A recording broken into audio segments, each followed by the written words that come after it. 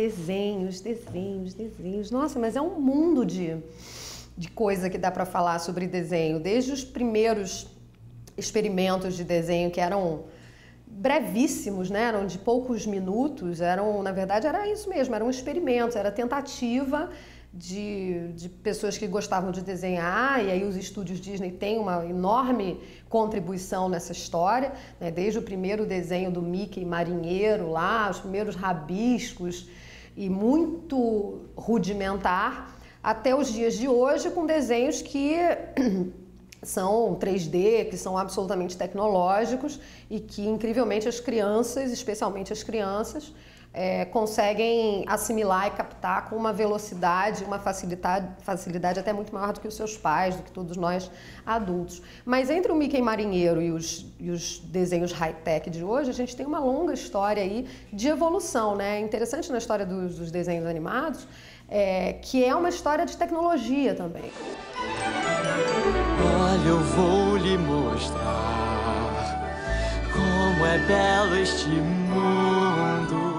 E aí também não dá para falar de desenho sem falar também dos quadrinhos, sem falar dos mangás, sem falar também de tudo que a cultura japonesa contribuiu para a formação de público, né? Porque o que os quadrinhos têm de legal é que eles formam um público que não é apenas o público do desenho fofinho, né? O desenho é entendido como uma outra linguagem de contar a história, como outro jeito de contar a história.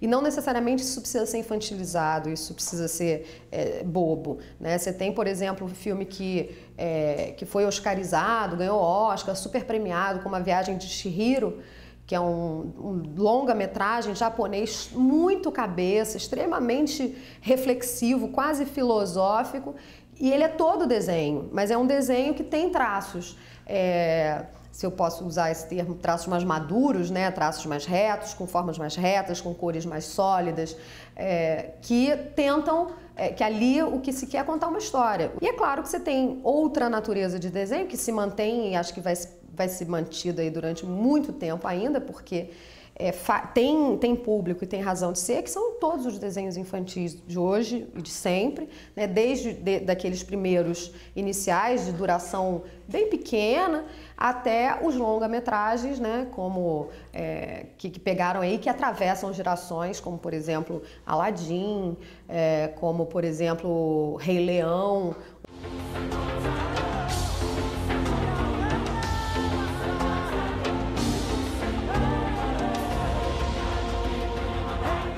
Toda essa geração, Rei Leão, Aladdin, Pequena Sereia, foram filmes que marcaram uma mudança no jeito de você contar histórias e já entendendo o adulto como público também, né? Entendendo que a criança não vai sozinha para o cinema ver desenho. Então tem que ter história para a criança e ao mesmo tempo tem que ter história para o adulto também. Então aí você tem os clássicos dos desenhos animados da televisão, que também alguns depois migraram para o cinema ou viraram histórias, né? Tom e Jerry, Pica-Pau, Popeye acabou também virando filme, né? Com Robin Williams.